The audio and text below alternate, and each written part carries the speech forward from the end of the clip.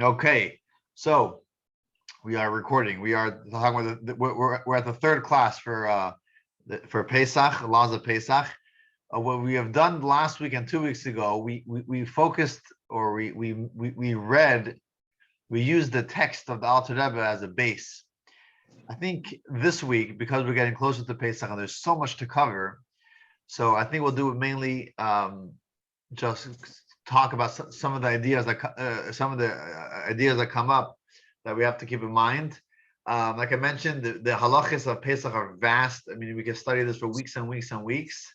And I still highly recommend, we have got a week and a half to Pesach, to whatever it is. You know, Yishai posted on the WhatsApp, like a contemporary halachas in English. If you take the Kitzur Shulchan Aruch or whatever contemporary book that you use to learn the halachas, very important to utilize the next week or so to either refresh your memory or to make yourself aware about all these halachas. So we're going to go just some things. If you have any questions, you want to, whatever, just to talk some of the important things in regards to Pesach, to selling the chametz, and to the Seder itself. We're not going to get through everything, obviously, but we'll touch upon a few things. So first of all, we just mentioned briefly now, and last week we spoke, we elaborated greatly about this year, being that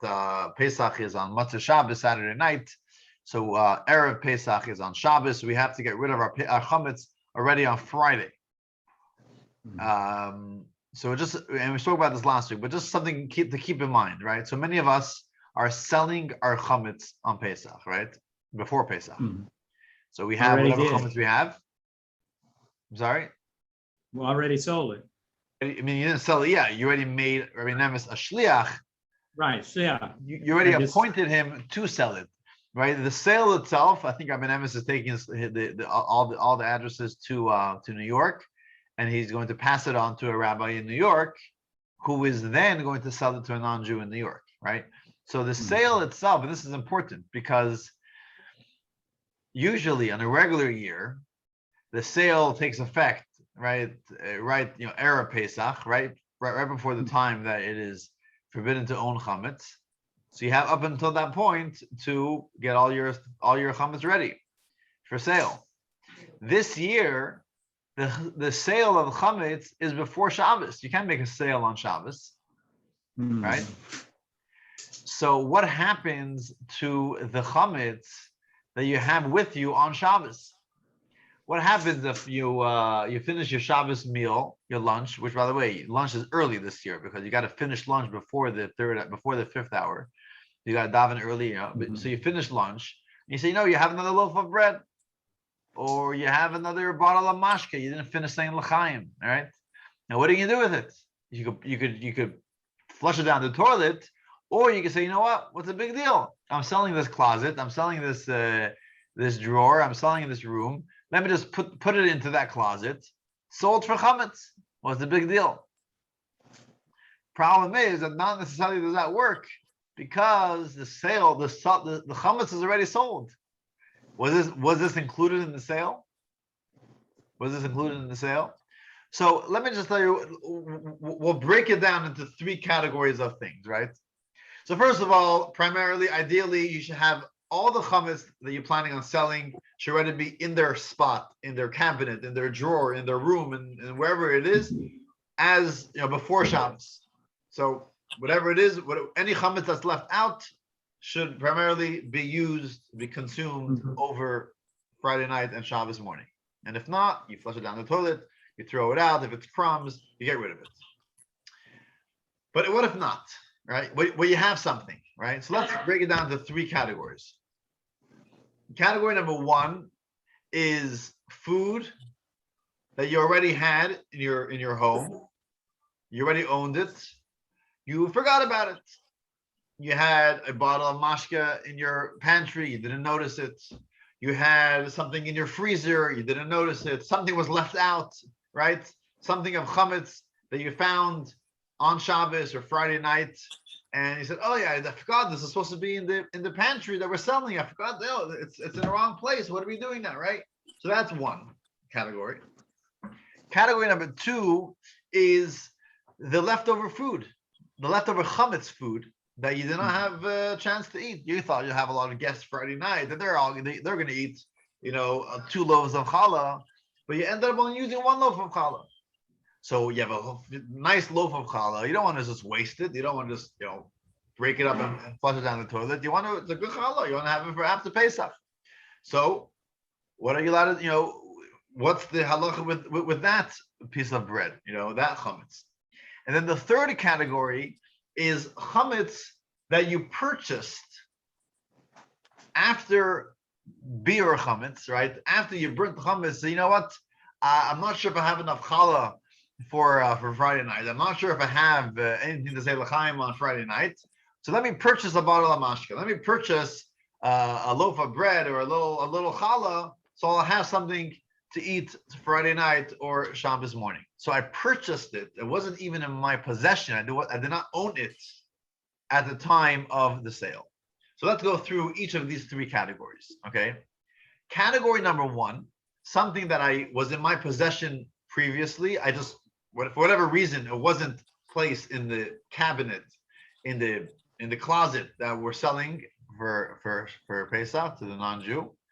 So this category, we say, I believe this is what many of the contemporary Rabbanim say, that if you forgot, that you don't want to just pour it down, you are able, as long as you owned it.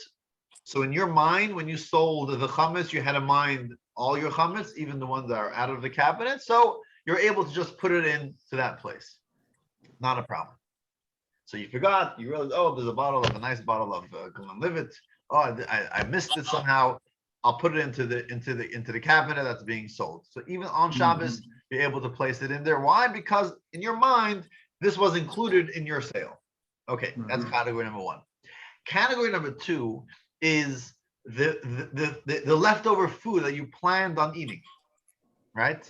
Now, if you planned on eating it on Shabbos, was that included in the sale? No, right? You weren't eating someone else's chametz. You were eating your own chametz, right? So in your mind, when you said, I'm selling my chametz, you didn't have in mind this loaf of bread because you were planning on eating it, or at least having it standby in case you need it to be eaten, right? That means that this wasn't included in the sale.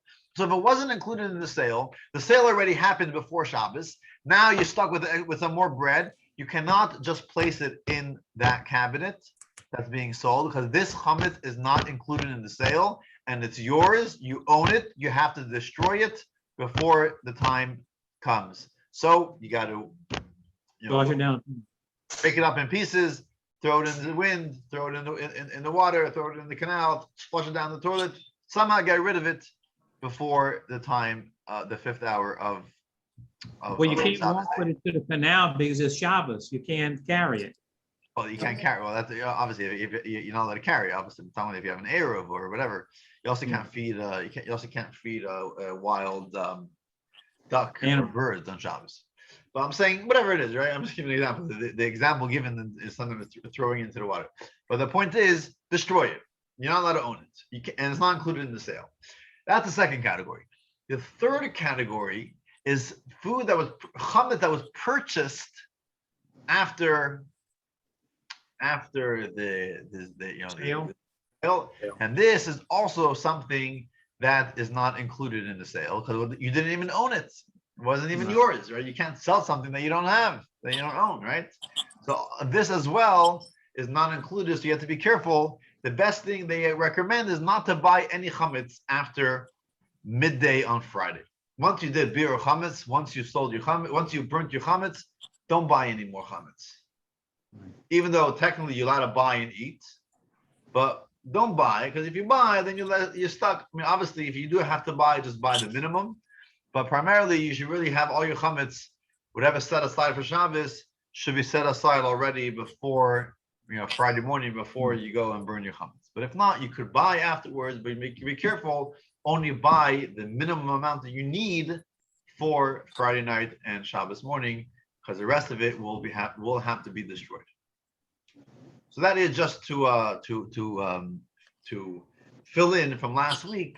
Just wanted to mention that idea of selling the chametz on this year, which is an interesting setup with the dates. So we have an interesting thing. Okay. There's so much to speak about. I'm going to kind of skip around. I want to kind of jump into Pesach itself. So, I mean, there's so much about the preparation and what is, whatever. So, I mean, we can't cover everything. We can't cover everything. So, I'm just kind of going to go a few things over here that it's important to mention. Okay. A question: what are you allowed to do on Shabbos right before the Seder? Were you allowed to what? What are you like? I guess what is there anything we need to watch out for as far as preparation for yes, the great Seder? question, David. So let's talk about that briefly. So on a regular year, the first night of the Seder, you have a whole day to prepare for the Seder, right? And then you come to the Seder, everything's prepared. Something that's important before we get to that, just to preface that the Seder has to, the main mitzvahs of the Seder, which are, some of them are biblical and some are rabbinic. What are the biblical mitzvahs of the Seder? Eating matzah, right? Matzah. Eating matzah, and we'll talk about what is the minimum requirement of matzah. But eating matzah is biblical. And then back in the day, there was the biblical mitzvah of eating maror, eating the bitter herbs. But today we understand maror to be rabbinic because there's no paschal lamb, there's no korban pesach. So maror kind of goes together with the mitzvah of eating the roasted meat. And the 4 cups of wine. Maror is midrabanan, and 4 cups of wine, right? 4 cups of wine is something that also, it's a rabbinic mitzvah. And we also have perhaps the biblical mitzvah of telling over the story of the Exodus of Egypt, of Yetzias Mitzrayim. Okay. Now, we learn out from different verses that matzah and the drinking of the 4 cups of wine have to be done at nightfall, not earlier, not before nightfall. Okay. And it's important because sometimes nightfall could be late. We just changed the clock. Nightfall now on Pesach, around Pesach, it's going to be just around 7 o'clock, a few minutes before 7. Sorry, a few minutes before 8. A few minutes before 8 o'clock. Now, for us, some of us, it's not a big deal. Every Friday night, we sit down for a meal at 8:30 sometimes, right? But for many families, especially family with older people, with younger kids, whatever it is, who wants to sit down for a meal starting at 8 o'clock or 8:30, come home from shul, right? It's late. They want to start at 5 o'clock, 5:30, right? That's when they're doing the Seder, right? That's dinner. Who wants to, when I was in, I once went to Ukraine for Pesach to run a Seder for a community, a small community in Kalamea, like a small town in Western Ukraine. And there's older people. And in this small town, there's no street lights at night, so it's pitch dark. There are potholes in the streets. It's not the safest place to be wandering around at night. So no one wants to leave. No one walks at night. At night, you're home, right? It's like back in the old day, right? You have a little candle. There's no electricity at night. People are home. So when we came to make the Seder, we said, listen, the Seder got to start, whatever it is, 8 o'clock. Like, are you crazy? We're already home after the Seder before you want to begin the Seder. So we had to figure it all out. And we'll talk about this in a moment. How we had to figure out what could we kind of entertain them with until the earliest time. And then you kind of just finish off all the technical, mitzvahs of the Seder, kind of do, back to back. And like this, they could finish just a few minutes after nightfall. But the point is, you can't start early. Now, why am I telling you this now? Because David is asking about what happens on this year. That's Saturday night. So Saturday night, so it starts late. You can't start early. You can't start, 6 o'clock or 5 o'clock. You got to start. The earliest you could start is about 8 o'clock, and that's with davening Ma'ariv early, right? So if you want to daven Ma'ariv at the right time, you really get only done. You start Ma'ariv at 8, then you stay Hallel, so you're not getting home till like 9. I think here in the Chabad Center, because we're having a community Seder, I think Rabbi Nemes is going to daven Ma'ariv a little early, but the Seder itself is not going to start before 8 o'clock. Now, what about preparing for the Seder? There's a lot to do to prepare the Seder. You want to prepare the matzah, you want to prepare the tables, you want to prepare the salt water, you want to prepare the maror. It's so many things to prepare, right? So the issue is that we are not allowed to prepare from Shabbos to after Shabbos. Okay, so that's why we can't prepare until nightfall. So we can't. The earliest we could begin the Seder is nightfall, and we also can't prepare the Seder before nightfall. So that's you can't even set your table, right? Can't even set your table, exactly. Yeah. So there's different options. If you're really pressed for time, you could set your table before Shabbos and use maybe eat outdoors or eat somewhere else on a different table over Shabbos, but your Seder table is already prepared for before Shabbos. That's one option. Another option is prepare your Seder quickly and start a few minutes after nightfall. That's what we do in our house. At the end of the day, it is late. It's a late night, but that's what it is. Technically, and perhaps I'm hoping not to be here for Pesach. Not that I don't want to be here, but my plan is to be in Toronto for Pesach. But I believe Rabbi Nemes's plan for the community Seder over here is to begin it like an hour before nightfall and to kind of do some other, ideas to talk and have some refreshments, whatever it is, kind of just pass the time. So technically, if your Seder, your program begins before nightfall, you might also be able to prepare for it on Shabbos because you're not preparing for after Shabbos. You're preparing for something which is on Shabbos. But that's if are any of you joining the community Seder the first night? We are.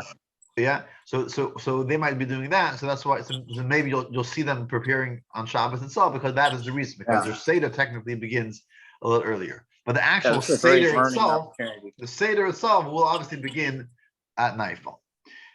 So you do have to keep that in mind when it comes to preparing. We should have as much as possible prepared before Shabbos. The salt water and the whatever the lettuce and the whatever we usually do on Erev Pesach, we should be doing on Erev Shabbos. Have it all prepared as much as possible. It's like this. As soon as we're able to nightfall hits on Saturday night, we're able to as quickly as possible prepare the Seder. The truth is, we're not supposed to start the Seder very late because the Seder is really about the children asking questions and responding to the children. So we do want to, at least to whatever halachically possible, we want to make sure that we're not starting at too late of an hour, so the children should at least be there for the 4 questions or as much of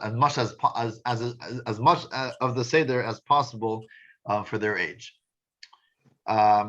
So that is in regards to preparing on Shabbos. Just to mention that our custom is, I'm sure you've heard this, and if you've been to a Seder before in previous years, that the Chabad custom is that we don't eat, in Yiddish it's called gebrux. Right? You've heard that, David, before, right? Yeah. Gebrux means we don't get the matzah wet. Yeah.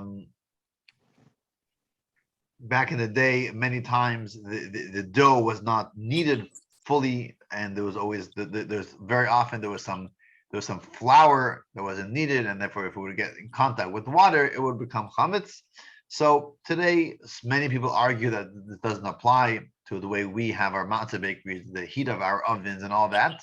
Nevertheless, the Chabad custom is to be extremely, extremely careful that even crumbs of the chametz, of the matzah, should not be come in contact with water or in water. So therefore, we make sure that whenever we have the matzah, it's always covered. Always covered. We don't put this matzah on the table and just break off the matzah and have all the matzah on the table. We always have it covered. Now, the official minhag Chabad is exactly that the matzah should be covered, should not be out in the open. We don't have crumbs on the table. We also, before we drink, we look into the cup to make sure there's no crumbs of chametz. When we take a fork or whatever, we look on it, we make sure there's no crumbs of chametz.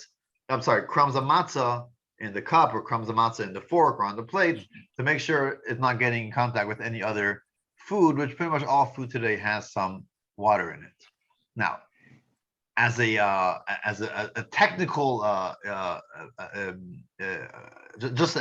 to make things easier, especially if you have a lot of young children, many people today is say, you know what, there's Ziploc bags. Give everyone a Ziploc bag and let everyone eat the matzah in the Ziploc bag, so it keeps it orderly, it keeps it clean, it keeps it from all the crumbs going all over. There is no minhag Chabad. There's no Chabad custom to put matzah in a Ziploc bag. The custom is to be careful that matzah does not get wet. How? To make sure it's always covered and make sure there's no crumbs on the table, etc. So I mean, personally, I don't use really a Ziploc bag. I keep my matzah in my kaira and my seder plate, and that's how I eat my matzah. But it's just a practical solution to the problem of matzah not getting wet. So if you ever hear someone complaining about putting matzah in a Ziploc bag, it's not a minhag Chabad, it's just a practical solution to keep things orderly. Anyways, that is in regards to get brachs. Even in minhag Chabad, if someone has a very hard time eating matzah, and unless they soften it to get it wet, it's allowed. My great-grandmother, my father always likes to say that she was, in her older years, she did not have any teeth, and she still wanted to eat matzah on Pesach. So she would wet her matzah. She would make it a little damp. So it would be easier for her to eat the matzah.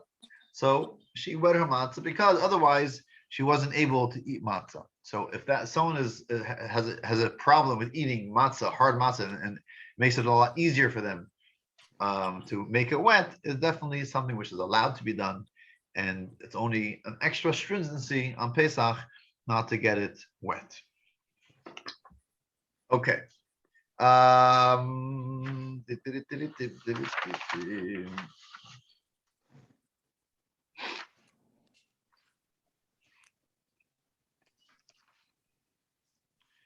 Okay, so let's talk about let's talk about the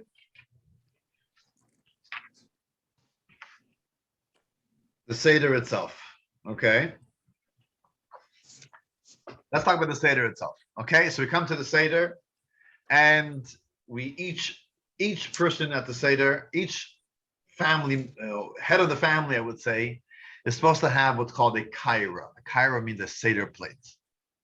You go on Google or on Amazon or your Judaica.com store, you search Seder plate, you'll find numerous types of Seder plates. And the idea is a Seder plate basically consists of 3 matzahs. And on top of that, there's a plate that we have 6 special items that we use throughout the Seder. Oh, look at that, a beautiful picture, right? Now, the Chabad custom is a little bit different than many of the, the beautiful Seder plates that you can buy in a Judaica store. Our Chabad custom is that we use a cloth. We use a cloth for our Seder plate. We don't use a fancy, metal dish. And sometimes we use very simple cloths. Basically, you have 3 matzahs. Between each of the 3 matzahs, we're supposed to put a cloth in between the two to separate them. And on top of the 3 matzahs, we put six these 6 items. Now, these 6 items don't go on the matzah itself. You separate that with another cloth. Perhaps you can put a silver foil if you don't want it to seep through and get wet. But that is our custom. So you find, Seder plates is almost like they take these material, and you kind of sew it together, and that's what it is. You have 3 pockets, you put 3 matzahs in, and on top of that, you put the 6 things. Now, which matzah should you use? So we spoke already about the idea of shmora matzah. Our custom is that we use special matzah that was obviously handmade, hand-baked. We don't use the machine matzah. And again, the machine matzah is 1000% kosher, but there's an extra hiddur to use handmade matzah, because ultimately, when we eat matzah, when we make matzah, it's supposed to be done the shem matzah's mitzvah, having in mind with the intention that the matzah is being baked for the mitzvah of matzah. Now, a machine cannot have this intention.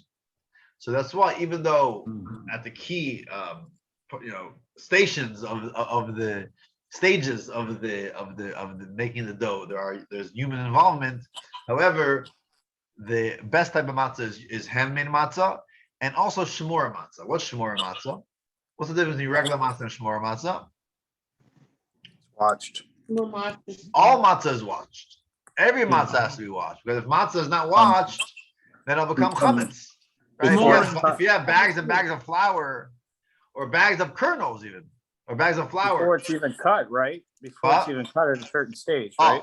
So the question is, from which point does it have to be careful? Do you have to watch it from contact when with you water? plant. What? From when you watch it even in the field for how many days?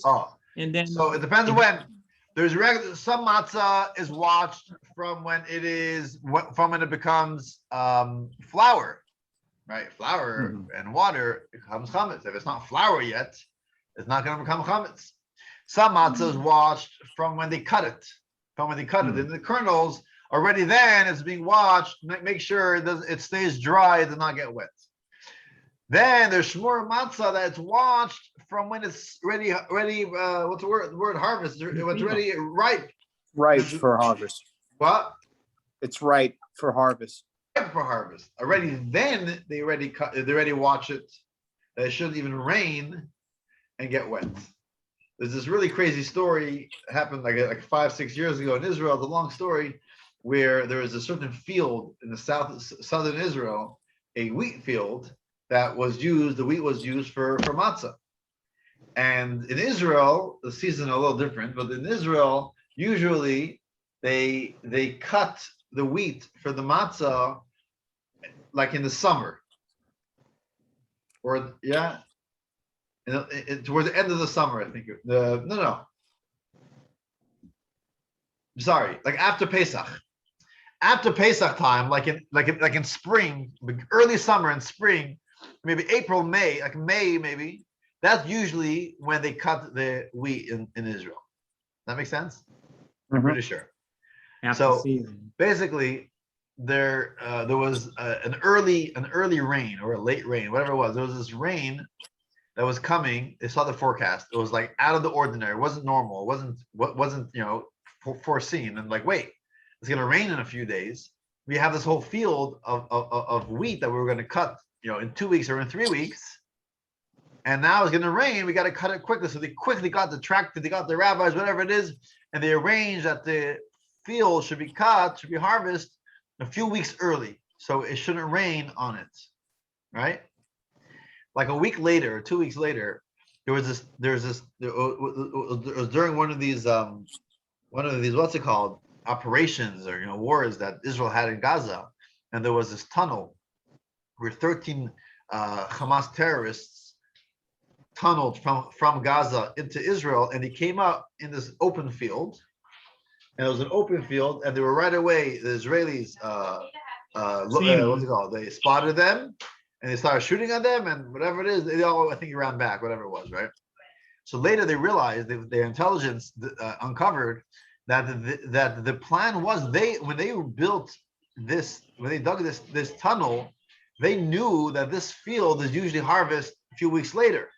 So their plan was to come out in the middle of this field full of high stalks of wheat, and they'll be able to hide until they climb out. And God forbid, who knows what would have happened if that was the situation. So because the rain came a few weeks early, they had to harvest the field a few weeks early. And literally, we don't know how many lives were saved because of that. It's an interesting story that the Shmura Matzah miracle. Right. Anyway, so that is the idea of Shmura Matzah. Our custom is to take, if we're able to get a hold of Shmura Matzah for all 8 days, even better, but definitely for the Seder itself, to use Shmura Matzah. Also, for the actual kaira, for the actual Seder plate, if possible, sometimes you look at a matzah, it has like a little bit of a shape, right? It's not always exactly flat, right? Naturally, if it's handmade, it's not like a machine, so there's a little bit of a shape to it, right? So sometimes, I think if you put your matzah in the oven, it kind of lifts a little bit. Domes up, yeah. It domes up, right? So Yeah. so the best is to get a matzah that has a little bit of a vessel, a little of a shape where it's like a recipient of the energy, right?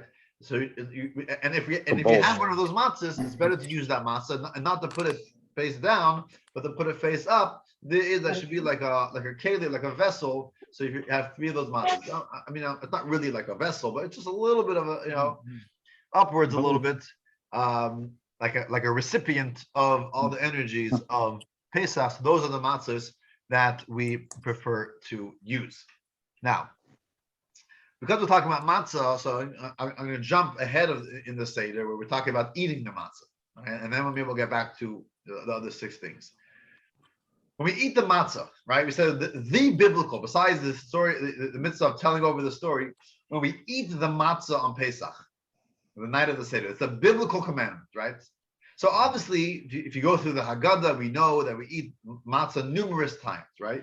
We have the first time Hamotzi matzah during the Seder, we eat the matzah. Then we eat matzah with the sandwich, right? The matzah sandwich, and then we eat the afikoman at the end, right? So there are 3 times we eat matzah, but that's all customs and it's rabbinic.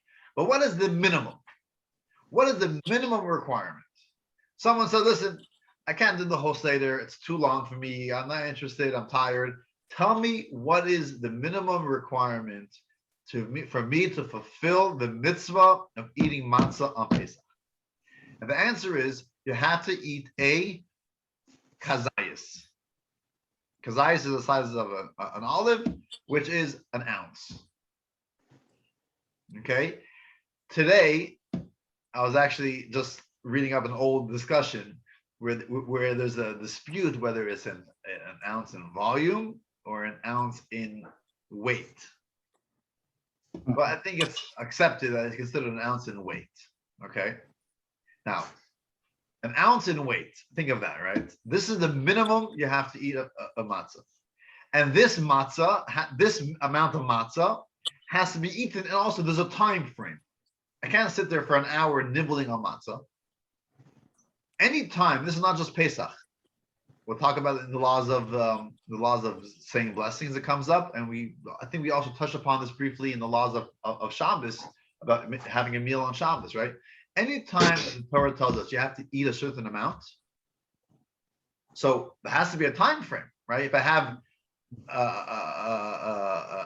quarter of an ounce in the morning, a quarter of an ounce in the afternoon, and a quarter of an ounce in the evening, and a quarter of an ounce of the night, is that considered eating an ounce? So what's the time frame? So that any time that there's a minimum amount of matzah that has to be eaten, or food that has to be eaten, it has to be eaten in a shir. It's called kidei achilas pras. The amount of time it takes to eat this amount. And what is that time? There's various opinions, anywhere between 4 or 5 minutes to like 9, 11 minutes, right? In other words, you got to eat it fast. You can't take 20 minutes to eat your matzah. In order to fulfill the mitzvah, you got to eat an ounce of matzah in roughly 5 minutes, 7 minutes, 9 minutes. Meaning, depending how sometimes you can't eat so fast. It's fine, but don't waste time, right? Don't sit and schmooze and talk and nibble. You got to eat the matzah. Now, just do the math, right? How heavy? What's the weight of an average matzah, a handmade matzah? 6, 8 ounces.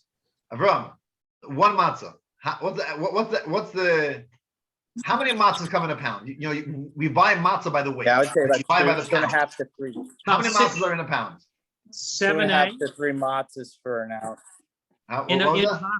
One pound of matzah, you get like 6 to 7 matzahs. So it depends on the bakery, right? Uh-huh. So if you get a little more of a thicker matzah, maybe 6 or 7 matzahs a pound. If you get a thinner, you can get 8, you can get 10, you can even get sometimes you get really thin matzahs. It's 11 matzahs a pound. I think 11 is not so common, but 9 matzahs, 8 matzahs is maybe more common. Maybe 6 or 7 if it's a thicker.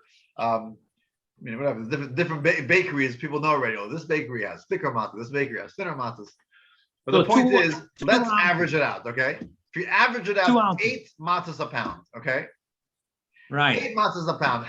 What's the weight of each matzah? 2 ounces. 2 ounces, right? Even, right? 16 ounces is the pound, right? 8 matzahs is two. So if you have a box of matzah, a 1 pound box of matzah that has 8 matzahs, it's safe to assume that your average matzah is about 2 ounces. So how much do you have to eat to fulfill the minimum requirement of eating matzah? They go by the size like of machine 1 matzah. ounce. What? They say the size like machine matzah, if you're gonna eat, it's like, I think 6 inches square, something like that. Well, machine matzah is machine matzah, but Yeah. handmade matzah, it's about a half a matzah, Mm. right? It's about a half a matzah.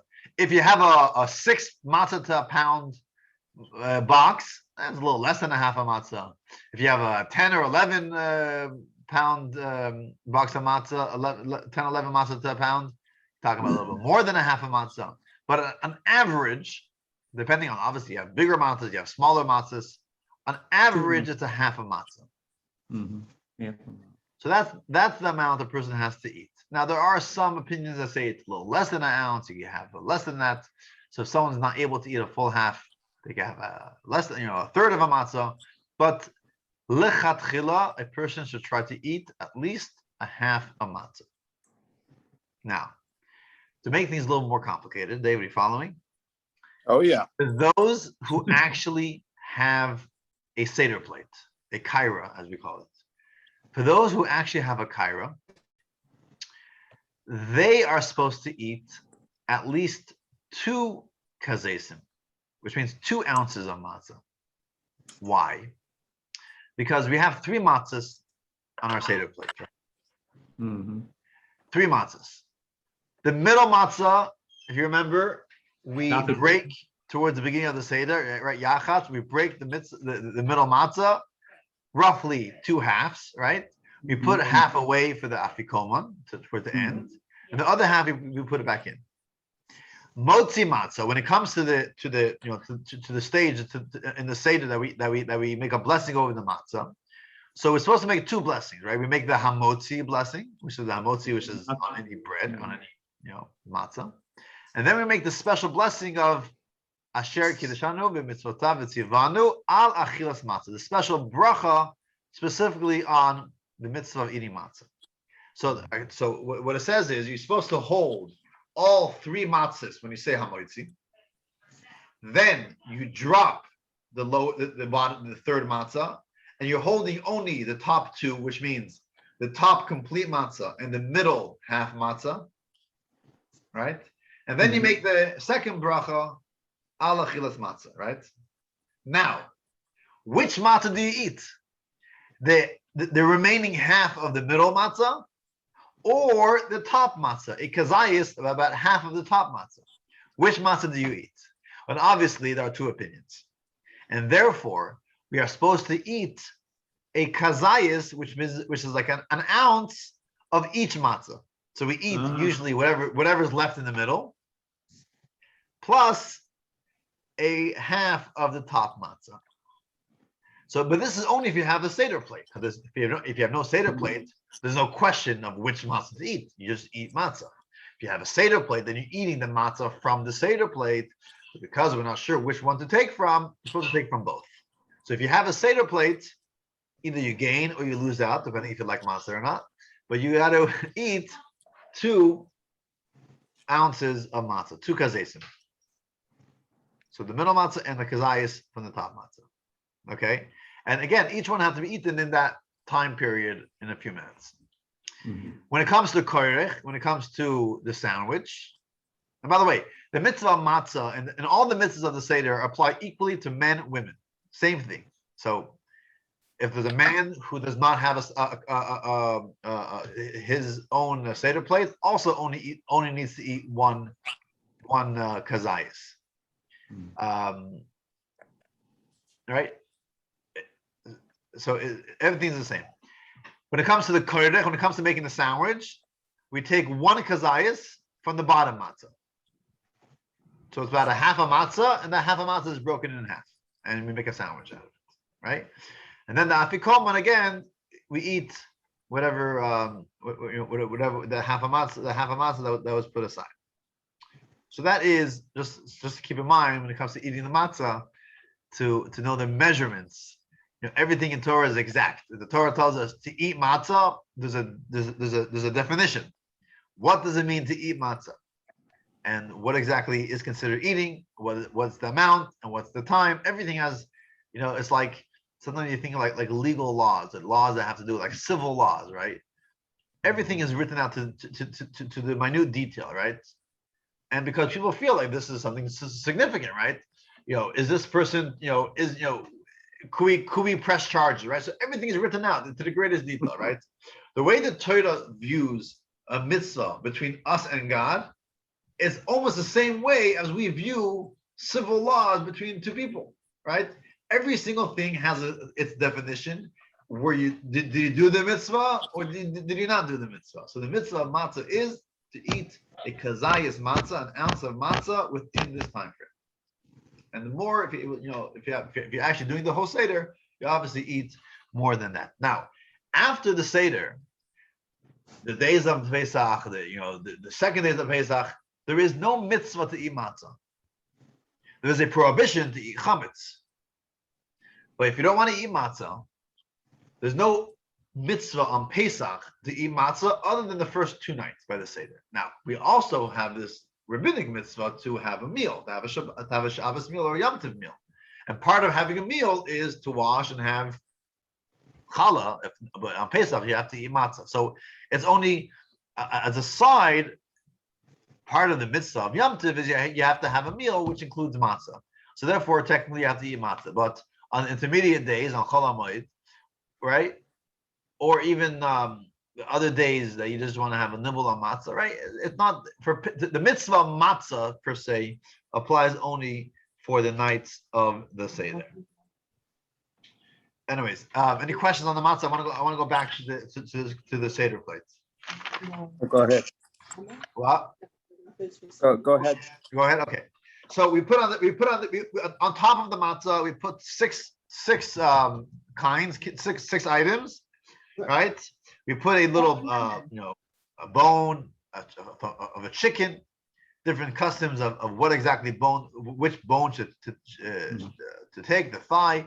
Our custom is that we actually take a piece from the neck, like the neck of the chicken. We try to remove as much as the meat as possible, and we put this bone on it. We don't actually use this. We don't actually eat it. It's just to remember the carbon Pesach that we don't have now. So that's something that just remains on it. We actually fry it before Pesach, and we roast it, I should say, before Pesach, and we put that on the kaira. We can use the same one for both nights. You don't have to throw it out after the first night. Second night, you can reuse it again. We also put an egg. An egg is to remember the second carbon that we used to bring. Besides the carbon Pesach that we used to bring, everyone also had to bring a carbon chagiga, a festival offering. And that was the second offering that every Jew had to bring in the Beis HaMikdash. And because we don't have that today as well, we remember it with another cooked item. And the custom is to take an egg. Many reasons given why an egg specifically, but that is our custom. The third thing is we put maror, right? The bitter herbs. Our minhag is that we take lettuce, right? Why lettuce? Because lettuce has for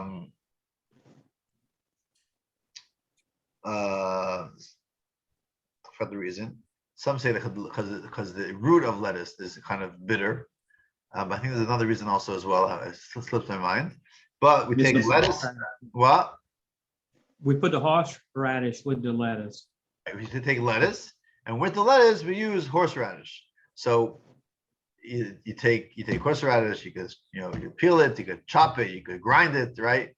Call it chrein. We call it in Yiddish. And together we put the horseradish with the lettuce. That is our custom. That's what we use for the maror, and we use the same thing also for the chazeres, which is a different name for the same thing. One's eaten maror itself, and one is eaten with the koirech, with the sandwich. Then we also have the chareses. Chareses is that the little dip that we use to dip the maror in. It's supposed to remind us of the cement, the bricks the mortar that was used in Mitzrayim. Funny story with the charoises is that in our custom we don't really eat charoises.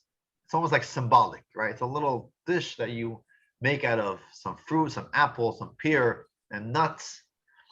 You put some wine in at the Seder, and you dip the maror in. It's almost like symbolic in case there's some type of terrible, poison in your maror, so you should get rid of the poison. But it's like more of a symbolic type of thing to remember the mortar, the bricks.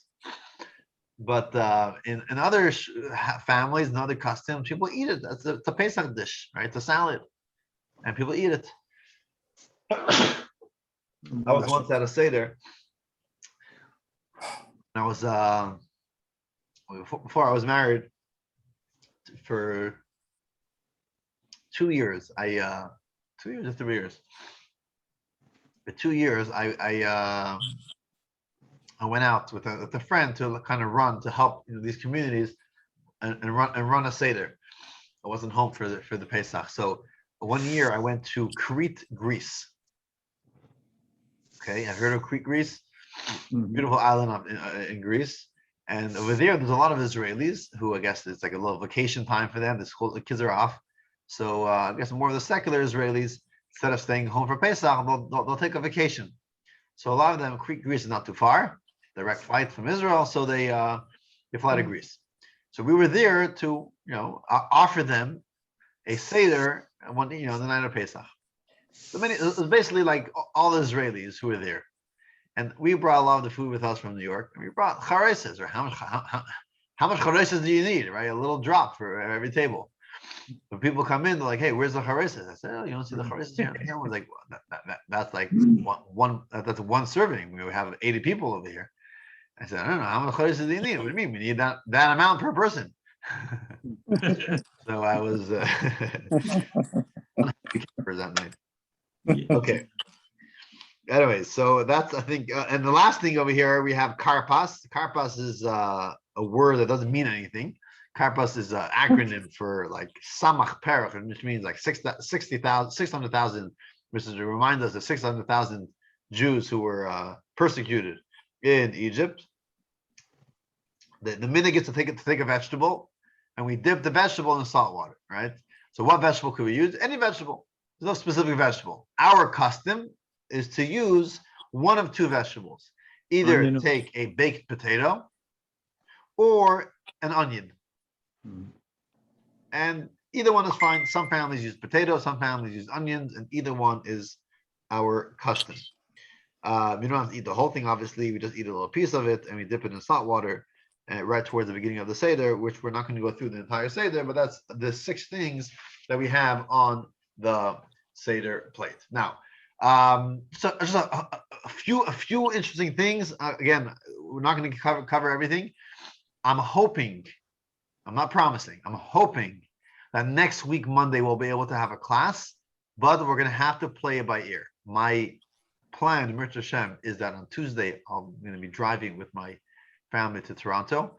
So I don't know where I'm going to be up to Monday evening. If we're able to have a class, I would love it. But we're going to have to play it by ear. So no promise.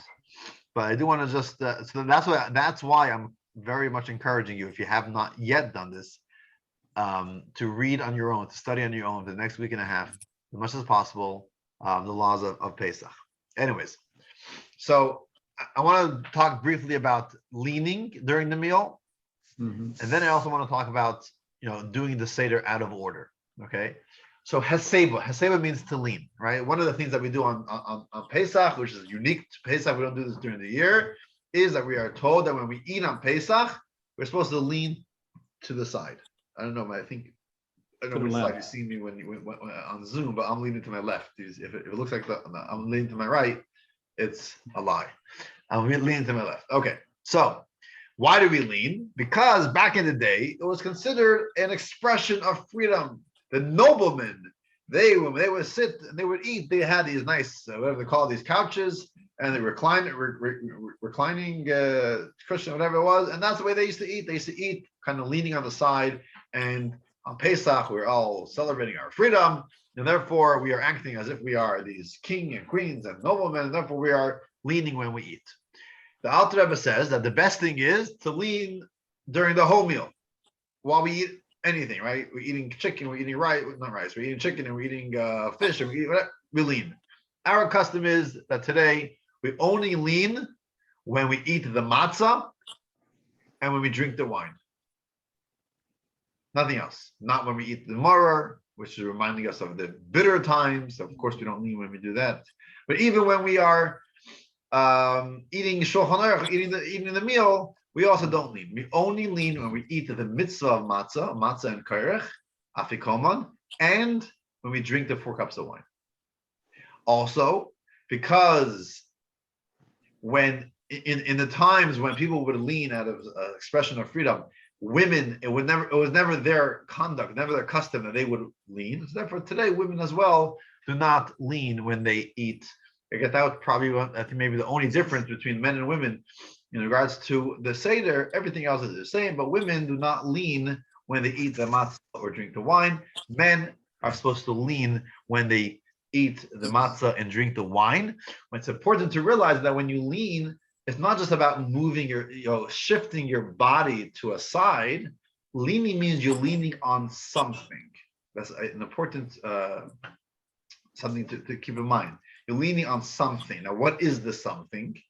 So if you have a lot of space around your table, you want to put an extra an extra chair with some pillows, you could do that. So if you have an armchair, more convenient. If you're going to lean on the chair next to you. It says in Shulchan Aruch that you even could lean on your friend's shoulder, right? You're leaning on something. You're supposed to lean on something in a way where if you removed that thing, you would kind of have to catch yourself, right? So you're actually putting weight on something when you lean.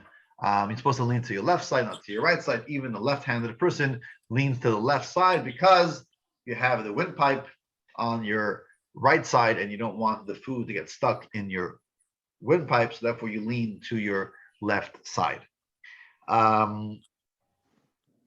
Okay, if you drink or if you ate the matzah without leaning, it's that important that you have to eat the matzah again. Oh, I ate the matzah. I was so involved in getting the matzah. I wasn't leaning. Doesn't count. You got to eat the matzah again. If you drink wine, one of the 4 cups, without leaning, You do have to eat it again? matzah. Okay. Yeah. Okay. When it comes to drinking the wine, here it gets complicated because we have an issue over here. See, matzah, you can eat as much matzah as you want during the seder. With the cups of wine, the Chachamim told us that we should drink 4 cups of wine, right? And therefore, there is this concept of drinking 4, not less, but also not more. We don't drink 5 cups of wine. We don't drink 6 cups of wine, because then it's like, hey, we said 4 cups of wine. I'm having 5. No, 4 is 4. There's a reason for the 4. There's 4 expressions of redemption, right? There's a reason why we drink 4 cups of wine. We're not supposed to have 5 cups of wine. Not to say you can't have wine during your meal, but during the actual seder, we don't drink extra wine.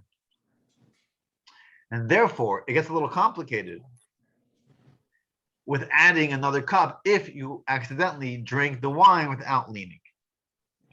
And therefore, there's a big back and forth in the Gemara and the Shulchan Aruch exactly what to do, different opinions. But I think the conclusion is that the second cup, the cup that we drink at the end of Magid, right before we start eating, right? That cup could be, if we forgot, if we did not drink it while leaning, we could drink it again while we lean. We could re-drink that cup, second cup. However, the first, third, and fourth, we don't add another cup, because then it's like, hey, it's like in middle of the seder, suddenly you're drinking another cup, you're adding a 5th cup, and those cups, if we drink them without leaning, we rely on the opinion that today there is no real mitzvah to lean, and therefore we do not re-drink those cups while we lean. However, the second cup, that is the cup that we drink again and lean. Any question, David? Clarification question. What if you like started to for a second, or took a small sip or something like that, or a small That's bite fine. of the matzah, right? You started to, and then you're like, oh, and then you lean. As long as you eat the shear, the meaning the measurement, the kazayas of matzah should be eaten while you lean. So if you have a kazayas and a half in your hand, then as long as you ate that ounce of matzah while you're leaning, then you are fine. So if you took like a swallow, one swallow, and then started to eat, you just eat a little bit more matzah. Exactly. I mean, Okay. if you have the exact amount, then you got to add a little more, right? Yeah. Now, just to quickly throw in, I wanted to mention earlier, but I forgot about drinking the wine. The same way there's a minimum requirement of how much matzah to eat. There's also a minimum requirement of how big your cup of wine should be, right?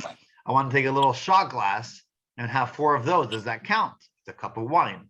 So there's a revi'is. Revi'is is a measurement. Different opinions of how to measure this revi'is. And I think the smallest accepted opinion is that it's about 2.9 ounces. That's like the smallest accepted opinion of what a revi'is is. So you got a 3-ounce cup, you're good, right? We mostly use like 3.5, right? However, there are many other opinions. Exactly, there are many other opinions. 3.5, and then there's a Chasam Sofer that says you should have actually 4, just 4.02, I think, right? 4 ounces. So I think most Kiddush cups today are more than 4 ounces. They're probably 5 ounces or 6 ounces. But ideally, you should try to have at least for the four cups, try to have a 4-ounce cup. 4-ounce cup. However, definitely for the children, or if someone has a hard time drinking wine, 2.9 is the smallest amount, smallest measurement. 3.5 is 1 up. So depending on if someone has a really hard time drinking wine and they can't, every point of an ounce makes a difference. So you could go with a 2.9 cup or a 3.5 cup, or even better, a 4-ounce cup. And primarily, you're supposed to drink the entire cup of wine, the whole cup of wine for the 4 cups. However, again, if that's hard for you, you could drink as long as you drink most of the cup. So if you drink 51% of the cup, that is okay. Is there a Primarily, time? able to handle it, time? drink the whole cup. Yeah. Is there a question. time limit on how long you should take to drink it? Yeah. So there's an interesting time limit. The time limit is the time it takes to drink a cup of wine, which means basically you got to drink it in one go. You can't like drink half of it and then stop. Meaning, that's the time. Okay, so kind of when you do a kiddush for Shabbos or something like that. Same thing, by the way. It's the same thing applies for Shabbos, right? The same laws. You need the same type of cup, the same measurement, all that. Yeah. Can you use grape juice? Oh, grape juice. So primarily, it's supposed to use wine. Because wine is what makes you happy. Yain mesameach, right? It makes you happy. Has the effect. Obviously, if someone has a hard time drinking wine, you can drink grape juice. Grape juice is second to best. What about what do you do for your kids? For kids, for sure, you could drink grape juice. Not a problem. Not at all. But what do you do for adults? You could drink grape juice. What? What do you do for your kids? I do for my kids. Definitely grape juice. I'm not sure if they have all grape juice. Sometimes they might mix, half and half. Even the wine that I get for the Seder, I don't drink, 12% wine. For the Seder, I'm drinking, 5.5, 6, 7% wine. It's low alcohol wine. So if I do, half and half for my children, sometimes it's actually better for the kids not to have so much sugar. Grape juice maybe it's less alcohol, but it's more sugar, and they go just as crazy comes the grape juice. And I think grape juice also could be heavier on the stomach, right? So sometimes it's actually easier if you get like a Rashi wine or a Kedem wine that's like 4.5, 5%, and you give that to the kids, or you give half and half. it might actually be easier than to give them full. But whatever, that's not a halachic issue. But I'm just telling you that something So to the take into women, consideration. the What? women should drink wine as well. What? So the women should drink preferably Preferably, wine. wine is always better than grape juice. Wine is better than grape juice. If someone has a difficult time with wine, grape juice is also okay. Now, if someone's able to mix grape juice with wine, do let's say 1/3 wine, 2/3 grape juice, that's better than doing fully grape juice. Yeah, but definitely, like in my family, grape juice is definitely on the table. My mother, my sister, I mean, we use grape juice for sure. Grape juice is there. Personally, I always use wine. I never use grape juice. Not on Pesach, not on a Shabbos. I only use wine. So preferably, it's better to use wine. Right. Yeah. Also, talking about wine, which wine should you use, right? So the best should be the wine that is the most pure, 100% wine. So the less, what's called less things added. So like if it's dry wine is better than sweet. I mean, if it's sweetened with sugar, obviously naturally sweet is fine. But like if there's no sugar in the wine, is better than sugar added to wine. Right. I'm sorry. Right. So you want to have, like the most pure, like wine, nothing added to it. So I'm not going to survive it. Less the least preservatives in wine is better. Right. Right. But not to say that other ones are not kosher, but it's just you want to have there's an opinion actually. The Rambam writes that the wine that a person has to be used on Pesach has to be wine that would be kosher to use in the Beis Hamikdash for the Nisuch HaYayin, that they would pour the libation, they would pour wine on the altar. That wine had to be what's it called, like pure wine, or nothing, not diluted, no preservative, nothing in it, right? Now we don't paskin like the Rambam, right? You could use wine that has preservatives. You could use other wine. You could use mevushal wine, right? Many of us use boiled wine, right, for Pesach. That wine wouldn't be allowed in the Beis Hamikdash. But for the Pesach, some people try to use that type of wine for Pesach. So again, you can use low alcohol, dry wine. Probably be the best for Pesach. So that was about the wine, and I just want to kind of going over time. I just wanted to mention quickly. The last thing I wanted to mention was about out of order, right? Especially this year, maybe you want to have you have an early seder with your children. You want to kind of start early, and then nightfall hits. You drink 4 cups of wine, eat the matzah, and go to bed, right? But the truth is, the rabbis said we can't make things too simple for everyone. You got to make it more complicated. The Alter Rebbe writes, the Shulchan Aruch tells us that the takana, this enactment of drinking 4 cups of wine, was not just to drink 4 cups of wine. It was to drink 4 cups of wine in the order of the Seder, of the Haggadah, which means that you make Kiddush and then you drink cup number 1. You say the Haggadah and you drink cup number 2. You say the benching and you drink cup number 3.